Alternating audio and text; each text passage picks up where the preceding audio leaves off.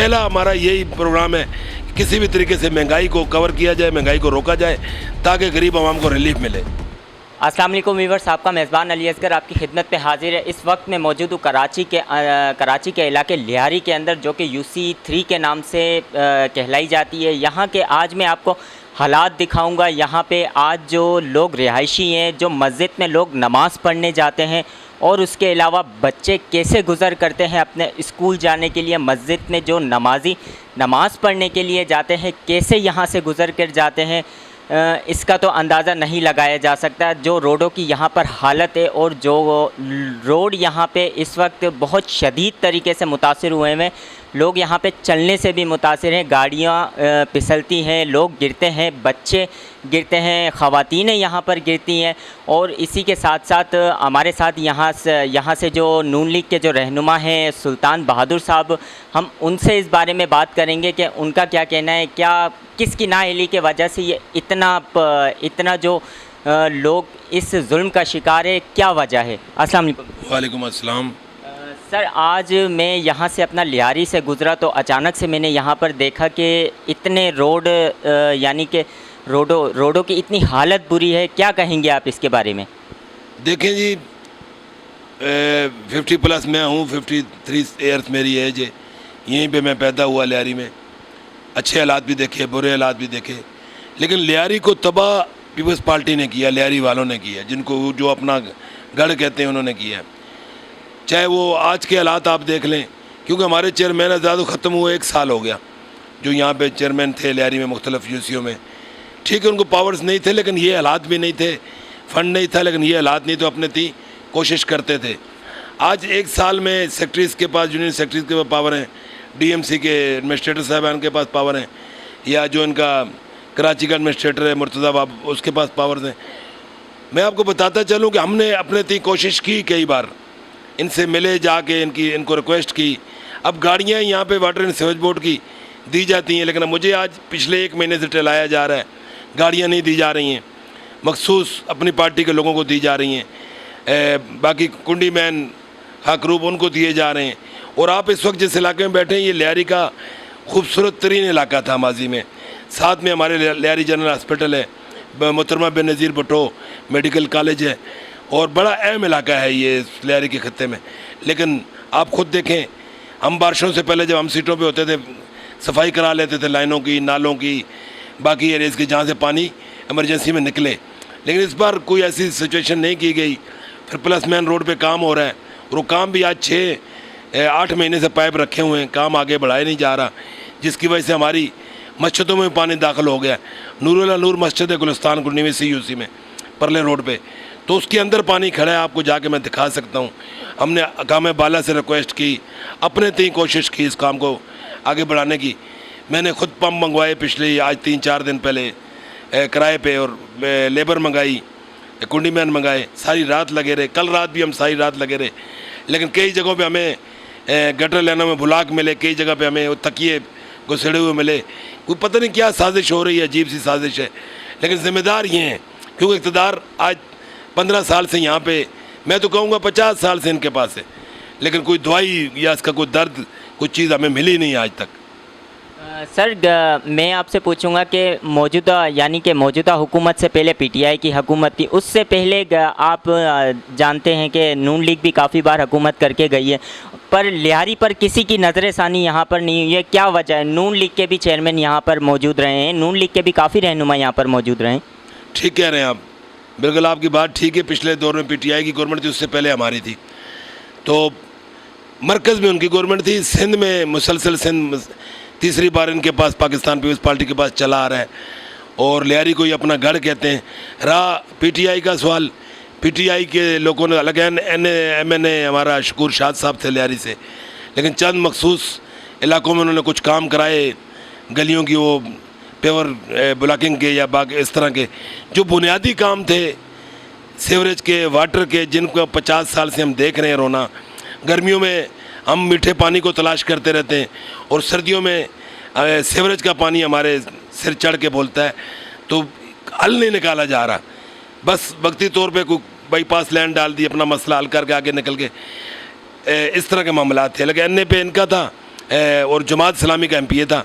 लेकिन मैं फिर कहूँगा सीएम तो पाकिस्तान पीपल्स पार्टी से, और अक्सरियत से जो चेयरमैन यहाँ से जीते थे, हमारी 4 सीटें थी लास्ट टाइम लियारी से, तो इनके पास तो ज़्यादा सीटें थी। फिर इनका डीएमसी में चेयरमैन भी इनका आया, मलिक फयाज साहब। लेकिन आप देख लें उन पूरे पिछले 5 सालों में भी मोहतरमा बेनज़ीर भुट्टो कॉलेज के सामने और मेन रोड टैनी रोड पे नर्सिंग हॉस्टल के और लियारी जनरल हॉस्पिटल के सामने पानी सूखा नहीं सीवरेज का। कहीं एक आध बार इन्होंने सफाई कर दी, हो गया, लेकिन दूसरे दिन फिर निकल आया। मुस्तकिल हल नहीं निकाला जा रहा। हमारी गवर्नमेंट का सवाल आप करते हैं तो हमारी गवर्नमेंट में हम किसी एक इलाका या गुजरा में इज्तिमाई काम करते हैं। यहाँ पे 2013 से पहले गैंगवार का राज था, वो ख़त्म कराया गया। लाकानूनीत ख़त्म की गई, भत्ते की पर्चियाँ, लाभ महदूद मंशियात फरोश, ये वो एक अजीब अंधेरे की तरफ लियारी को धकेल दिया गया था। बड़े लियारी के लोग बड़े खुददार हैं, बहुत अच्छे लोग हैं, अपना करके खाने वाले हैं। कोई गरीब है तो वो भी अपना करके खाएगा, कोई अमीर है तो वो भी। रात को हम सारे होटलों में इकट्ठे बैठ के गपशप करते हैं। बड़ी मोहब्बत का हमारे यहाँ लगाव का एक माहौल होता है हमेशा। लेकिन ये हमें ज़हनी कोफत दे दी गई सीवरेज के मामले में, बाकी मामलात में एक अजीब सा मामला किया गया। मेरे कायद ने, मियां मोहम्मद नवाज शरीफ ने अक्रॉस द बोर्ड पूरी पाकिस्तान में ऑपरेशन लॉन्च किया, ख़ास कर कराची में, लियारी में गैंगवार के ख़िलाफ़, कहीं बाकी माफियाज के ख़िलाफ़, तो अमन कायम हुआ आपके सामने। ग्रीन लाइन का तोहफ़ा ये हमें चिंगची पे ले आए थे, इनकी ट्रांसपोर्ट चिंगची बन गई, और हमने आपको पाकिस्तान मुस्लिम लीग नून ने ग्रीन लाइन का तोहफ़ा दिया। लियारी एक्सप्रेस वे का वापसी का जो रो है वो मुकम्मल करवाया, पोर्ट कासम थर्मल पावर बिजली घर मुकम्मल करा। मज़ीद हम करते हमें उलझा दिया गया उसमें। फिर गवर्नमेंट का टर्न पूरा हो गया, टर्नओवर सेकंड जो आए वो आपने देखा जो भी मामलात हैं। सर मुझे ये बताइएगा कि जैसा कि आपने कहा कि मलिक फयाज साहब जैसे कि जो अपना डीएमसी चेयरमैन थे, क्या उनके पास आप कभी इस मामले पर, इस रोडों के मामले पर, ये वाटर सीवरेज के हवाले से आप कोई शिकायत वगैरह लेकर गए? बिल्कुल जी, मैं उनके हाउस का मेंबर रहा 2 से 3 महीने। मैं उस हाउस का मेंबर था, पार्लिमानी लीडर था अपनी पार्टी की तरफ से, डीएमसी साउथ का। मैंने 12 कोशिश की, और फिर जब ये केएमसी को बेचने से मुराद मेरी ये कि जब ये सैनिटेशन डिपार्टमेंट दे रहे थे चाइना को ये कचरा उठाने वाला सिस्टम, तो मैंने वो खड़े होके एज आ अपनी पार्टी की नुमाइंदगी करते हुए इनको कहा जी इस तरह मत करें, हमारे पास गाड़ियाँ हैं, उनको अपग्रेड करें, मज़ीद लेबर आप भर्ती करें। ये बरतानिया के टाइम से कराची मेट्रोपॉलिटन कॉरपोरेशन हमें अंग्रेज़ दौर से दिया गया, इसको हमने अपग्रेड करना है। लेकिन उनको कहाँ से आर्डर थे, कैसे आर्डर थे, ये हमारा इतना अच्छा इदारा कंपनी को, चाइना कंपनी को भेज दिया गया सैनिटेशन का, और डॉलरों में उनको वज़न के हिसाब से कचरे के पैसे दिए जाते हैं उठाने के। हालांकि हमारे पास अपना जदीद सिस्टम है, जदीद लेबर भी है, गाड़ियाँ भी हैं, डंपर भी हैं, शावल भी हैं, बास्केट भी हैं, लोग भी हैं। लेकिन नहीं, पता नहीं क्या करके उनको एक साइड में बैठा दिया गया। आज भी काम बहुत जगह, सारी जगहों में उनसे लिया जाता है, लेकिन पैसे उसको कंपनी बना रही है जिसको ठेका दिया गया। तो इस वजह से मैं हाउस से रिज़ाइन करके निकला, क्योंकि जिस हाउस में हमारी सुनी ना जाए, सुनवाई ना हो, तो मैंने दूसरे तीसरे महीने रिज़ाइन किया। और उसके बाद ही मलिक फयाज साहब के पास मुख्तलिफ मराइल में मैं जाता रहा, मुख्तलिफ कामों के लिए जाता रहा। लेकिन वाटर एंड सीवरेज बोर्ड एक बेलगाम घोड़ा करके नुमाइंदों से ले लिया गया, SPCA ले ली गई, बहुत सारे इदारे KMC से या DMC से ले लिए गए, तो कि एक बेख्तियार इदारा बना दिया गया। लेकिन मलिक फयाज साहब ने कई जगहों पे कोशिश की मेरे साथ मिलके, और कई जगह पे शायद वो सुस्ती कर गए, मसाइल हल नहीं हुए। सर मुझे ये बताइएगा कि अभी हालिया में जैसे कि कुछ टाइम पहले अभी शदीद बारिशें कराची में नज़र आईं, रोडों पे पानी नज़र आया, रोड और सड़कें एक सैलाबी यानी कि सैलाब का मंजर पेश कर रही थी। वहाँ पे इतना पानी था कि लोग वहाँ से गुज़र सफ़र नहीं हो सकते थे, गाड़ियाँ बंद हो गई लोगों की, उसके अलावा लोग गुज़र नहीं सकते थे। क्या मियां मोहम्मद नवाज शरीफ साहब ने भी, मियां मोहम्मद शहबाज शरीफ साहब ने भी यहाँ पर इनसे CM सिंध से रब्ता किया, उनसे बात की, उनसे कहा कि जैसी भी कोई भी यानी कि होगा हमारी तरफ से तवज्जो हो तो हम करेंगे? क्या कुछ मसला पेश आया या कुछ मसाइल हल हुए थे इसके? देखिए जी, मकामी जो गवर्नमेंटें होती हैं उनका बड़ा अहम किरदार होता है, चाहे वो सिटी डिस्ट्रिक्ट गवर्नमेंट हो, DMC हो, UC हो या सिंध गवर्नमेंट हो। तो ये घर के काम घर वाले ही किया करते हैं, मरकज़ उनको कह देता है, रेन एमरजेंसी में हुक्म सादर फरमा देते हैं। लेकिन 18वीं तरमीम के बाद सूबे खुद मुख्तियार हैं, ठीक है, मुराद अली शाह साहब से सीएम साहब ने बात कई बार की हंगामी हालात में, भाई आप यहाँ पे काम शुरू करें, फंड्स की ज़रूरत है, हम आपको फ़ंड देंगे, प्रोवाइड करेंगे। लेकिन आपके सामने है पूरा कराची। लियारी तो ठीक है, पहले ही बुरा हाल था, हमारा बद हाल थे हम, लेकिन बाकी शहर को भी आप जाके देख लें, हर पूरी कराची में सिचुएशन है। क्योंकि नाले सिस्टम जो थे, सेवरेज सिस्टम, वो हमने बंद कर दिए, कब्ज़ा कर लिए लोगों ने, इंक्रोचमेंट में आ गए, उनके इंक्रोचमेंट ख़त्म नहीं की गई, उनके कब्ज़े ख़त्म नहीं करवाए गए। तो ये मसाइल तो रहेंगे जब तक कि वो हमारे पानी के सिस्टम को, बरसाती नाले दोबारा बहाल ना किए जाएँ या सेवरेज के नाले बहाल ना किए जाएँ, ये मसाइल लगे रहेंगे। और ये तो पिछली बार और इस बार कम मामला हुआ है।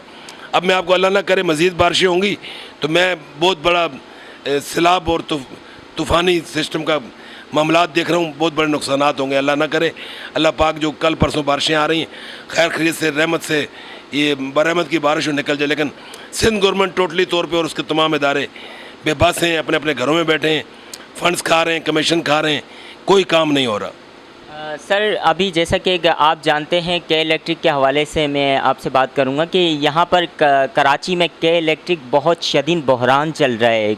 यानी कि लियारी में भी इलेक्ट्रिक प्रोवाइड सही से नहीं की जा रही है। कराची के कई इलाके ऐसे हैं जहाँ पे बिजली गायब है, लोग अपने घरों से बाहर निकल के बैठने पर मजबूर हैं, लोग रातों को बाहर नींद करने पर अपनी जो उनके स्लिपें जो बनी हुई होती हैं उन पे सोने पर मजबूर हैं, बाहर रोडों पर सोने पर मजबूर हैं, अपने बच्चों, यहाँ तक कि अपने बच्चों तक को वो बाहर ले आते हैं। क्या के इलेक्ट्रिक का निज़ाम कभी ठीक हो पाएगा? नहीं जी नहीं, ये नहीं होगा, क्योंकि ये बहुत बड़ी गलती थी उस वक्त की गवर्नमेंट की, इनको प्राइवेटाइज करना या प्राइवेट ठेका देना इस कंपनी को। और वैसे भी आप इस कंपनी जिसके पास ये ठेका है, जिसने ये के इलेक्ट्रिक जिसको कहते हैं, ये दुनिया में बदनाम तरीन कंपनी है। उनकी नज़र सिर्फ और सिर्फ सारफ के जेब पे होती है, एक्सेस बिलिंग पे होती है। एक दिन हम बिल ना भरें, दूसरे दिन उनके करंदे यहाँ पे आ जाते हैं, हमारे दरवाज़ों पे हमारी लाइन काट देते हैं लोगों की। लेकिन बिजली प्रोवाइड करने में बुरी तरह नाकाम थे। इन्होंने जितने हमारे यहाँ वो तांबा सिस्टम था पहले, तारें वो निकाल के फ़रोख्त कर दिया, वो केबल चढ़ा दी रबड़ की और उसके अंदर सिल्वर के तार हैं। आप देख लें, अरबों खरबों का ये ड्रामा है। पता नहीं क्यों नहीं आला काम इस पर तवज्जो दे रहे, क्या मसला है। ये मुझे आते हुए वक्त में मज़ीद बुरान की शक्ल नज़र आ रही, क्योंकि पानी की बिजली जो गवर्नमेंट से ले रहे हैं ये सस्ती, वो महंगी दे रहे हैं। जो उन्होंने खुद जनरेट करनी है के इलेक्ट्रिक ने बिजली, वो नहीं दे रहे। हमारी कई बार इनके जो चीफ इंजीनियर हैं या जो उनके जीएम साहब हैं उनसे मीटिंगें हुई, उन्होंने बहुत सारे वादे करे हमसे, बहुत सारे, जी आप अपनी बिलिंग क्लियर कराएं, जो 90% भी इलाके क्लियर होंगे बिलिंग के मामले में, उन हम लोड शेडिंग ख़त्म करेंगे। शफकत अब्बासी साहब थे आज से 2-2.5 साल पहले, उनसे हमारी 3 मीटिंगें हुई। मैंने अपने इलाके में कैंप लगवा के जो उनकी थोड़े बहुत बिलिंग थी, नॉन पेमेंट थी, वो बिल क्लियर करवाए। लेकिन के इलेक्ट्रिक अपना वादा पूरा करने में नाकाम हुआ। सेकंड जो साहब आए उनके पास मैं गया, नायाब साहब के पास, कि इसी चेयर ने मुझसे वादा किया, मेरे वफ्द से वादा किया, आज हम अपना वादा इलाके में पूरा करके आपके पास आ गए, आप हमें मसाइल हमारा हल करें, मसला हल करें। लेकिन नहीं, ना वो हल करना चाहते हैं, ना उनके बस में है ये। मियां मोहम्मद नवाज शरीफ की हुकूमत में यहाँ पे लियारी में एक गैंगवार को यहाँ से ख़त्म कर दिया गया था, यहाँ से जड़ से ख़त्म कर दिया गया था। अभी लोगों की ये आवाज़ है यहाँ से कि वापस से वही सिस्टम यहाँ पे पैदा हो रहा है और लोग यहाँ पे इन चीज़ों से काफ़ी परेशान हैं। यहाँ पर स्नैच वगैरह का जो सिलसिला है वो वापस से स्टार्ट हो चुका है। क्या कहते हैं, कौन सा सिस्टम यहाँ पे ऐसा पैदा हुआ है वापस? आप बिल्कुल सही फरमा रहे हैं। ये जब से बल्दियाती इदारे ये अनाउंस हुआ इलेक्शन, हम महसूस कर रहे हैं, देख रहे हैं कि हालात फिर वो 2008 वाले, 2013 से पहले के 8 वाले पैदा किए जा रहे हैं। बाकायदा गैंगवार कमांडरों की ज़मानतें कराई गई, अमीन बुलेदी उसकी ज़मानत कराई गई। यहाँ पे मीरा नाका पे फायर ब्रिगेड का एक मुलाजिम था रहीम बैग करके, वो गैंगवार कमांडर था मकामी, फैसल पठान का राइट हैंड था, उसको बार बुलाया गया। और लास्ट टाइम आज से कोई 1 हफ़्ता पहले उसने पीपी के यहाँ पे जो चेयरमैन के इलेक्शन लड़ रहे हैं उनका प्रोग्राम कराया फायर ब्रिगेड के अंदर, और मेरे वोटरों को, सपोर्टरों को बाकायदा थ्रेड किया जा रहा है, तड़ियाँ लगाई जा रही हैं फ़ोन पे कि आप वोट पाकिस्तान पीपल्स पार्टी को कास्ट करें। देखिए, ये पहले भी इसका वार्ड से लेके सदर पाकिस्तान तक इनके लोग थे। मियां मोहम्मद नवाज शरीफ साहब की गवर्नमेंट से पहले की बात कर रहा हूँ, तो उस वक्त भी इनके सीएम, इनके ओहदेदारान, इनके मिनिस्टर जो गैंगवार कमांडर थे उनके पास आके रात को बैठते थे, चाय पीते थे। उनके कई लोग MP MN भी बना दिए गए इसी माहौल में। तो आज फिर मैं उस वक्त मैं देखता हूँ कि हमारे लियारी के कई बच्चे नशों पे लग गए, कई मारे गए, कई पकड़े गए। वो जो मारे गए वो भी हमारे बच्चे थे यहाँ मकामी। ऐसा माहौल दिया गया, ऐसा माहौल क्रिएट किया गया कि 15 से 20 साल 25 साल की उम्र का बच्चा एकदम से उसने उस माहौल को पिक किया और उस तरफ राग़िब हो गया तालीम को छोड़ के। तो इसकी तमाम बातों की जिम्मेदार उस वक्त भी पाकिस्तान पीपल्स पार्टी थी और आज भी मैं देख रहा हूँ पाकिस्तान पीपल्स पार्टी के झंडे के नीचे अवैस कुरैशी नामी एक टेररिस्ट है जिसका एक भाई इरफान कुरैशी इनकाउंटर में मारा गया। फैसल पठान का राइट हैंड था। अवैस कुरैशी भी मुल्ला लतीफ़ जो गैंगस्टर था उसका राइट हैंड था। आज वो पूरी कैंपेन चला रहा है इसकी पीपल्स पार्टी कैंडिडेट की। तो ये देखें ये मैसेज क्या है, ये लोगों को क्या मैसेज दिया जा रहा है कि दोबारा से वो इतनी कुर्बानियाँ जो हमारी लॉ इन्फोर्समेंट एजेंसियों ने दी हैं, शहादतें पाई हैं, मुकाबले किए हैं, आज फिर वो उसी तरफ मामला लेके जाया जा रहा है। मैं तो ये महसूस कर रहा हूँ। और पिछले एक हफ्ते से जो हमारे मुस्लिम लीग की एरियाज़ हैं वहाँ पे बाकायदा आके गैंग मोटरसाइकिल पे लड़के आते हैं, उनको लोगों को लूटते हैं, धमकाते हैं, फायरिंग करते हैं। तो मौजूदा गवर्नमेंट जो सिंध की है वो इसकी ज़िम्मेदार है। मरकज़ को तो शायद पता भी ना हो। ये सिंध गवर्नमेंट का काम है लॉ एंड ऑर्डर सिचुएशन को कंट्रोल करना। वो नहीं कर पा रहे बल्कि वो उनको सपोर्ट कर रहे हैं। सर मुझे ये बताइएगा कि काफ़ी टाइम से Sindh government as a Sindh पे राज कर रही है इस वक्त। क्या आपको लगता है कि सिंध पर किसी और पार्टी का हाथ आएगा या पाकिस्तान पीपल्स पार्टी या किसी और पार्टी को यहाँ पर अपना इक्का जमाने देगी? बिल्कुल जी, हो सकता है इस पर अगर लोगों में अवेयरनेस आ जाए। क्योंकि देखें कराची की कुछ सीटें बहुत सारी सीटें मुत्तहिदा कौमी मूवमेंट के पास जाती थी, लेकिन उनका भी माजी आपको पता है, कत्ल गारत या जो भी मामले चलते थे। वो भी एक मैं उसको जो सबका MQM लंदन थी माफिया ही कहूँगा। अब अगर अल्लाह पाक ने उनको हिदायत दी हो सीधे हों तो एक अलग बात है। फिर वो सीटें उठा के दे दी गई PTI को। और इंटीरियर सिंध या जो हमारे दही इलाके हैं कराची के, वहाँ से हमेशा पाकिस्तान पीपल्स पार्टी के वडेरे और सरदार ही जीतते रहे। अब वडेरे और सरदार जहाँ बैठे हों वहाँ गरीब आदमी कैसे वोट कास्ट करेगा या उनके खिलाफ कैसे वोट डालने जाएगा? तो सबसे पहले तो law and order situation control हो, वोटर को अवेयरनेस दी जाए, इलेक्शन कमीशन भी इसमें अपना किरदार अदा करे। मैं जिसको चाहे वोट देना चाहूँ दे सकूँ अपनी मर्ज़ी से। जब तक एक्चुअल नुमाइंदे नहीं आएंगे तो ये दबा जो मामले चल रहे हैं ख़त्म नहीं होंगे। हम तो 50 सालों से देख रहे हैं, रात को वोट हमने किसी और को दिया, सुबह जीत गया कोई और।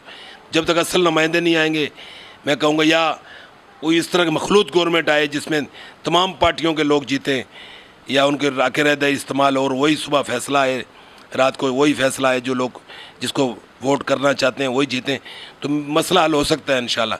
कोई ऐसी बड़ी बात नहीं है।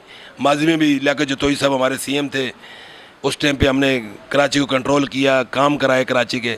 तो अब इंशाल्लाह ताला अगर फिर हमें कराची में मौका दिया जाता है जनरल इलेक्शन में तो अल्लाह के हुक्म से पंजाब आप जाके देख लें, 4 सिंध मिला लें रकबे के लिहाज से। इतना बड़ा सूबा पंजाब है, रकबे के लिहाज से, आबादी के लिहाज से। आप जाके देखें तो सही बना क्या है वहाँ पे। हमारी गवर्नमेंट ने बड़े अच्छे काम किए हैं। हम इंशाल्लाह कराची में भी काम करना चाहते हैं। विज़न है हमारा मियाँ मोहम्मद नवाज शरीफ साहब का, 7 समुंदर है हमारे पास, वहाँ से हम पानी को मीठा करके पब्लिक को दे सकते हैं और बहुत सारे मसाइल हल हो सकते हैं। लेकिन वो करना चाहे, यहाँ पे ना करने वाली बातें, इदारे आप जाके देख लें, किसी इदारे में आप जाके, कोई सरकारी इदारा है, मेरा चैलेंज है, बगैर पैसों के आप काम करा लें जाके। तो मैं तो सिंध को सबसे पहले ही देख रहा हूँ कि मेरा सूबा जो है ना तबाही की तरफ जा रहा है, बर्बादी की तरफ जा रहा है। सर मुझे ये बताइएगा कि अभी यानी कि पेट्रोल की आलमी मंडी में जो पेट्रोल इस वक्त बढ़ा हुआ है, डॉलर्स भी इस वक्त आसमान को छू रहा है, क्या वजह, किस लिए?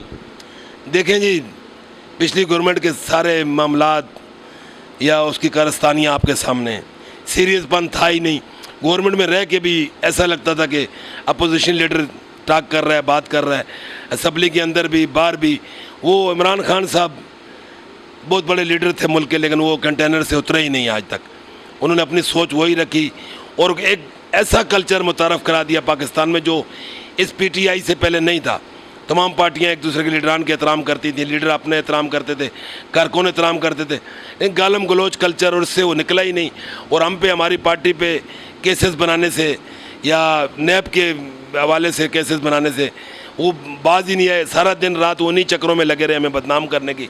लेकिन एक केस भी साबित नहीं कर सके मुस्लिम लीग नून पे, ना करप्शन का ना ही कोई और। ये सिर्फ दावे थे, सारा टाइम उनका इसमें ज़ाया हुआ।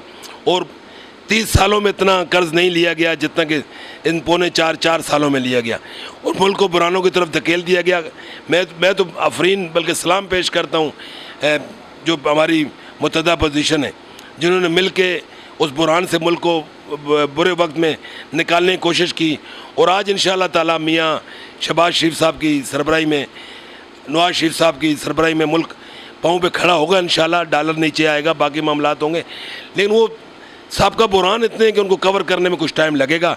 हमें 3 महीने हुए हैं गवर्नमेंट में आए हुए, और केयर टेकर गवर्नमेंट आप कह लें या वक्ती तौर पर गवर्नमेंट कह लें, आगे इलेक्शनों में असल गवर्नमेंट आएगी जिसको भी मिले।